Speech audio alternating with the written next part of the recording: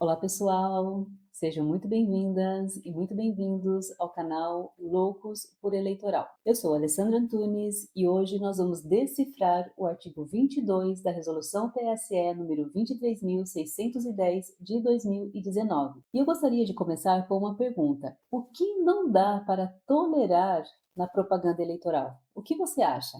Pause um pouquinho o vídeo e responde aí nos comentários. Depois, volta aqui para nós verificarmos a resposta da legislação eleitoral sobre esse assunto. Existe uma linha na propaganda eleitoral que, se cruzada, pode destruir a candidatura, gerar processos cíveis e criminais. E o artigo 22 da Resolução TSE 23.610 nos mostra qual é essa linha.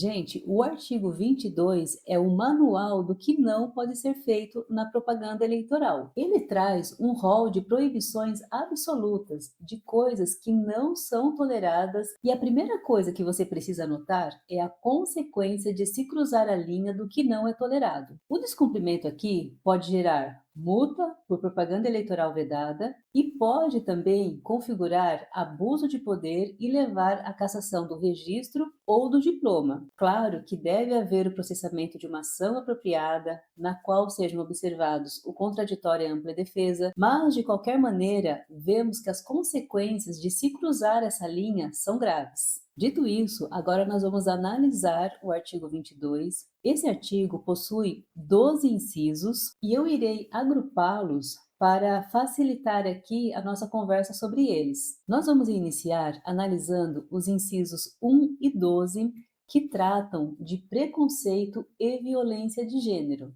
O inciso 1 proíbe qualquer propaganda que veicule comportamento ou discurso de ódio, inclusive a promoção de racismo, homofobia, ideologias nazistas, fascistas ou odiosas contra pessoas ou grupo de pessoas por preconceito de origem, raça, sexo, cor, idade, religião ou qualquer outra forma de discriminação, inclusive contra pessoas com deficiência. E o inciso 12 veda especificamente a depreciação da condição da mulher e o estímulo à sua discriminação. Esse inciso combate a violência política de gênero. Isso significa que não há mais espaço para o discurso de ódio disfarçado de opinião, em razão de preconceito ou discriminação. E, principalmente, não há mais espaço para violência política de gênero contra as mulheres. Você sabe o que o Tribunal Superior Eleitoral já falou sobre o assunto? Eu trago aqui a ementa de um julgado que eu vou compartilhar com vocês e olha só como se pronunciou o Tribunal Superior Eleitoral.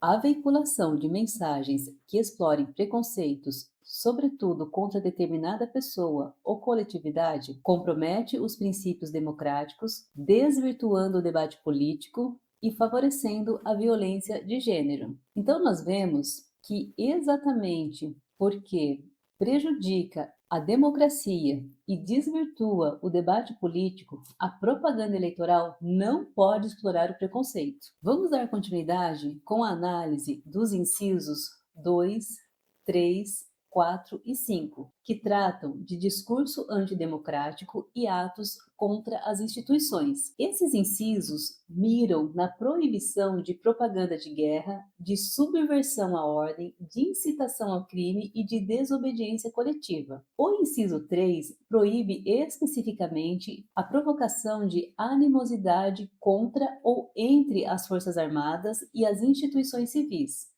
A Resolução 23.610 blindou o processo eleitoral contra discursos que tendem a usar a força ou a desordem pública como ferramenta de marketing político. Mas essas condutas não são apenas condutas ilícitas de propaganda eleitoral, porque condutas, informações e atos antidemocráticos podem também caracterizar violação aos artigos 359L, 359M, 359N, 359P e 359R do Código Penal, ou seja, podem caracterizar crimes. Esses artigos do Código Penal tratam de crimes contra as instituições democráticas e crimes contra o funcionamento das instituições democráticas no processo eleitoral.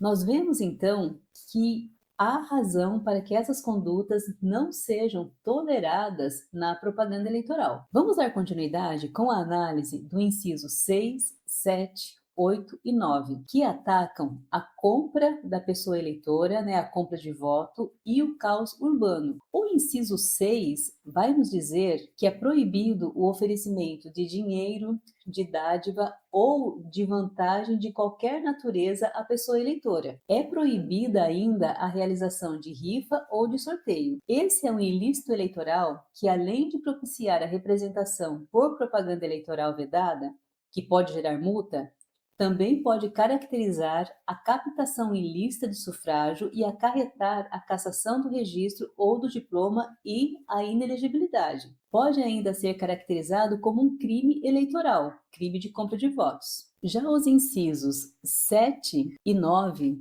proíbem a perturbação do sossego e o prejuízo à estética urbana. Esses incisos agem diretamente no controle da poluição sonora e a preservação visual da cidade. A gente sabe que o barulho excessivo não é apenas um incômodo, é um problema de saúde pública. A proibição de fogos com efeitos sonoros protege pessoas com transtorno do espectro autista, idosos, recém-nascidos e animais domésticos que sofrem com barulho excessivo. Então, esse dispositivo normativo é muito importante. Os incisos 10 e 11 atacam ofensa a pessoas e protegem os símbolos nacionais. O inciso 10 declara ser intolerável a calúnia, a difamação, e a injúria contra qualquer pessoa e contra órgãos ou entidades que exerçam autoridade pública. Já o inciso 11 mira no desrespeito aos símbolos nacionais. A bandeira do Brasil e os símbolos da República são da nossa nação e não de uma candidatura específica e, portanto, não podem ser desrespeitados para fazer marketing político. No entanto, atenção, o que a resolução proíbe é o desrespeito aos símbolos nacionais e não o uso deles. O Tribunal Superior Eleitoral enfrentou a questão na consulta 1271 de 2006. Vamos ver o que diz essa consulta? Eu trouxe aqui a ementa para vocês, só vou compartilhar a tela. Olha só o que diz. Propaganda eleitoral, símbolos nacionais, estaduais e municipais. Uso, possibilidade.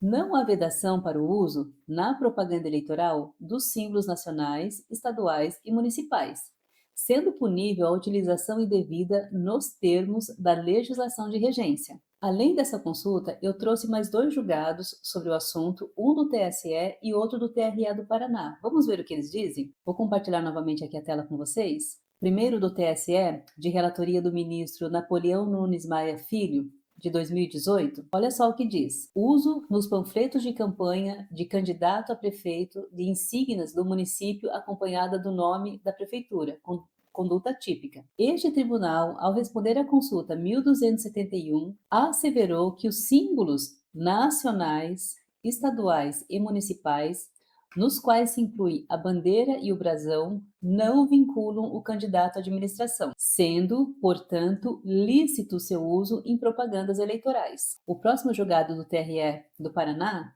é no mesmo sentido, diz assim: o uso da bandeira nacional estilizada como instrumento de propaganda, descaracterização como símbolo nacional. O uso de símbolos nacionais na propaganda eleitoral é lícito, desde que não caracterize instrumento de propaganda, especialmente quando repetem a identidade visual da campanha. Apesar dessas decisões, eu acho esse assunto bem polêmico, porque o artigo 40 da Lei 9.504 de 1997 diz que o uso na propaganda eleitoral de símbolos, frases ou imagens associadas ou assemelhadas às empregadas por órgão do governo, empresa pública ou sociedade de economia mista constitui crime.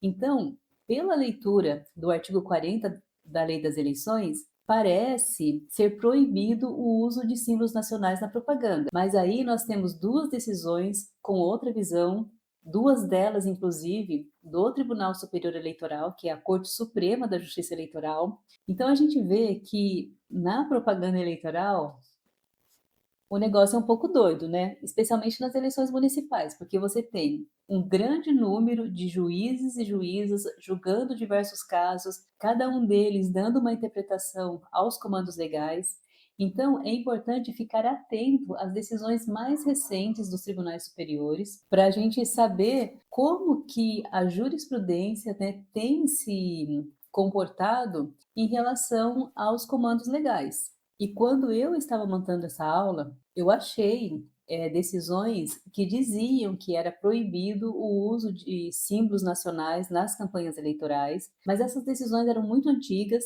por isso eu trouxe aqui apenas as mais recentes, que eu acho que têm mais relevância para o nosso estudo aqui. E essa jurisprudência, né, esses julgados mais recentes, eles vão no sentido de que é permitido o uso de símbolos nacionais na propaganda eleitoral, desde que seja mantido o respeito a esses símbolos. Então, não pode haver uma apropriação desses símbolos pelas pessoas candidatas ou mesmo pelos partidos, coligações ou federações. Esses símbolos, eles podem ser usados na propaganda eleitoral apenas para compor ali o cenário. E por fim, vamos falar sobre o inciso 8º, que proíbe impressos ou objeto que possa confundir pessoa inexperiente ou rústica com moeda. A legislação eleitoral usa essa palavra rústica, pessoa rústica. Eu não gosto dessa expressão, eu acho que poderia ter sido usada uma palavra mais apropriada, como humilde, mas como nós estamos aprendendo o que diz a legislação eleitoral, então achei melhor ser fiel ao texto da 23.610.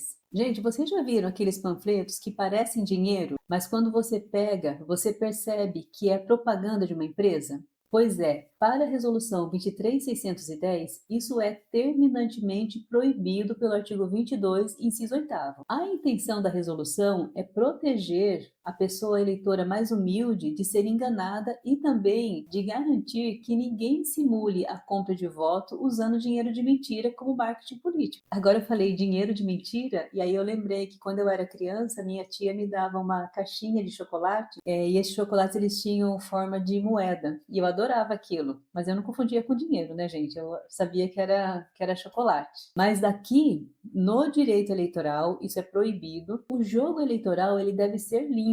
Assim, não é tolerada a propaganda por meio de impressos ou objeto que pessoa inexperiente ou humilde possa confundir com moeda. Para nós fecharmos o vídeo, vamos falar sobre o artigo 23 da Resolução 23.610, que diz que se houver calúnia, difamação ou injúria, a vítima pode pedir indenização por danos morais no juízo civil. E sabe quem responde por isso? A pessoa que ofendeu e, solidariamente, o partido político, se ele foi condescendente ou omisso. Ou seja, o partido ele tem o dever de fiscalizar seus candidatos e candidatas, porque o bolso da legenda também pode ser impactada.